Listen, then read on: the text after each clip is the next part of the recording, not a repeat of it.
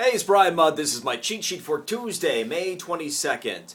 There's an interesting story that I found on USA Today regarding hospice and their desire to expand. And it sent me on a goose chase yesterday that actually put me down the path of an interesting train of thought. Could expanded hospice care be a potential solution for a Medicare crisis? I think there's an angle in there somewhere. Let me explain. There's a little bit of controversy that's beginning to brew regarding hospice. Hospice, as we typically associate, is an end-of-life care situation.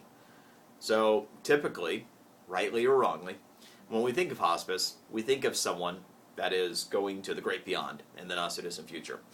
It turns out that there are actually about 14% of hospice patients that are admitted that do actually leave hospice care.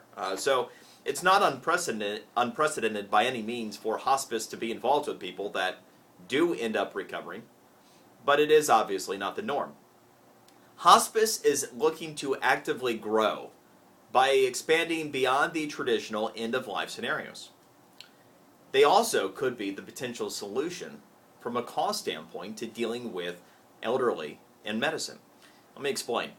Over 80% of all the healthcare costs that we accumulate during the course of our lifetime takes place in the last 5 years of life. It's been a pretty remarkable number. Now, it's the average. People like me that have, a whole new arm, that might not necessarily be the case. But for the average person. Additionally, we know that about 80% of all medicine that is practiced in the traditional hospital environment is defensive medicine, because you got to test for everything in case you miss something, right?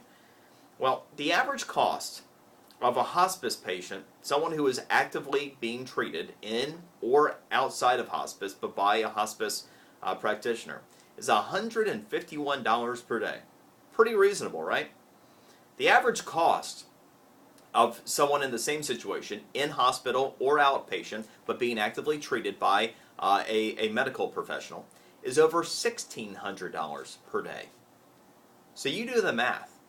Yeah, hospice, if they're going to expand their services, will probably have to increase cost beyond the $151 per day. But there's a lot of distance between $151 and more than $1,600 per day.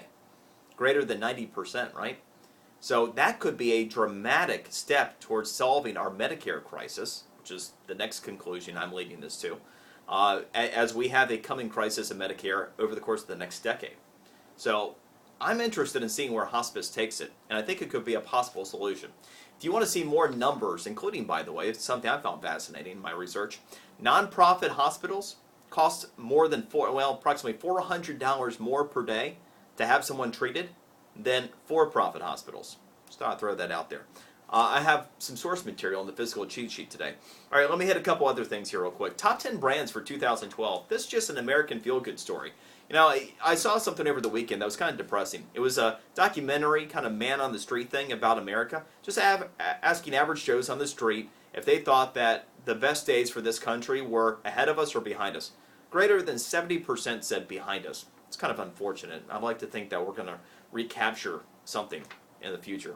But top 10 brands, around the world, we're still viewed, or at least our companies, as being the ultimate in the world. 9 of the top 10 companies for 2012, including 9 of the top 9, are all American companies. The only top 10 brand in the world that isn't American, China Mobile at number 10. Beyond that, this country dominates the brands. And you go 3 to 1, Google is number 3, IBM's number 2, and of course Apple is number 1. And Apple, in terms of brand momentum around the world, a perfect 10 out of 10 according to the 2012 Brand Z study. So whether we feel great about ourselves, the rest of the world feels pretty good about our brands.